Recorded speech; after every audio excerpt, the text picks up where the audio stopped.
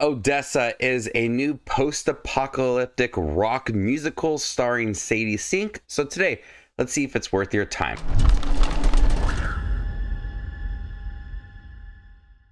A farm girl embarks on an epic quest to recover a cherished family heirloom in the post-apocalyptic future.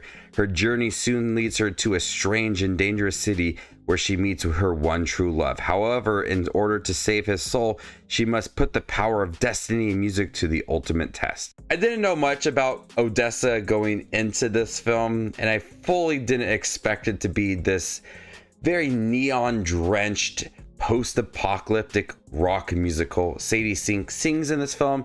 She also plays the guitar. She's very talented, but this is set in the future, and we have this person that controls the media, Plutanovich, and a lot of people believe in him. He reminds me a lot of Caesar from the Hunger Games, but throughout the first half of this movie, we have a great sense of world building when it comes to this post-apocalyptic future and this journey that Sadie Sink goes on to recover an heirloom and live up to her potential.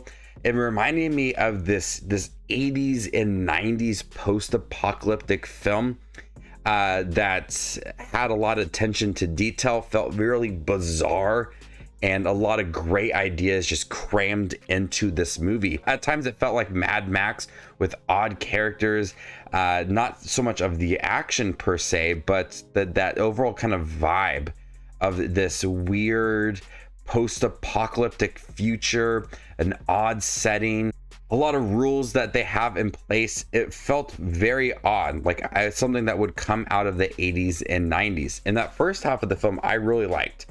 The music is great in here. I enjoyed the songs. The performances are good. You have a lot of world building, attention to detail. You feel like she's going on this hero's journey.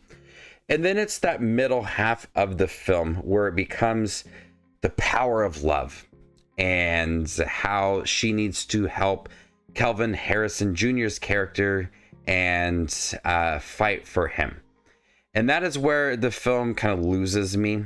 It becomes less engaging, less unique, and just a more generic film. And although I like Kelvin Harrison Jr. within this film, I didn't really feel like that relationship between the two had enough development or felt like it even existed in the first place. It felt very forced to put Sadie Sink's character in this situation to experience the power of love. And that was where the film just felt very familiar, despite this really odd setting and crazy over the top vibe to it. It just kind of halts itself and becomes this generic film. And I didn't really buy into that relationship. It wasn't a relationship that was developed or felt very personal for the two. Regina Hall is also in here, and I did not expect her to give this kind of performance. Like, she's great in Scary Movie, and she's really funny in that. She's really funny in those films. But here, she is someone that believes in Plutanovich, and she is given this wild, just crazy performance. I really liked her in here, and she's a highlight of this movie. And Sadie Sink is great in here as well. You have that sense of wonder throughout, but also that determination to go on this journey.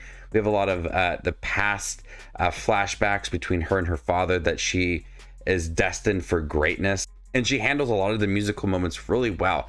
The songs are catchy, they're well written, they contribute a lot to the development of her character, and they are nicely placed throughout the film. I never got bored with the music throughout. I thought all the songs were really great and contributed a lot to the film. The direction's beautiful, the color palette really pops. There's a lot of bright things and unique things about this film.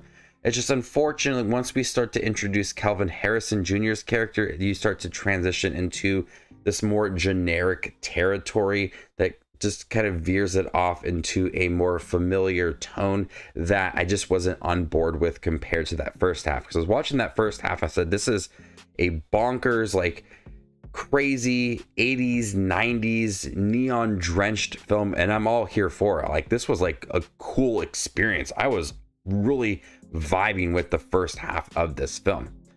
And then that second half just really kind of derailed the whole movie for me. I still overall liked the movie, but it could have done so many different things with that second half of the film. And instead of being just this generic love story, develop more of the hero's journey and what she was trying to accomplish within this film.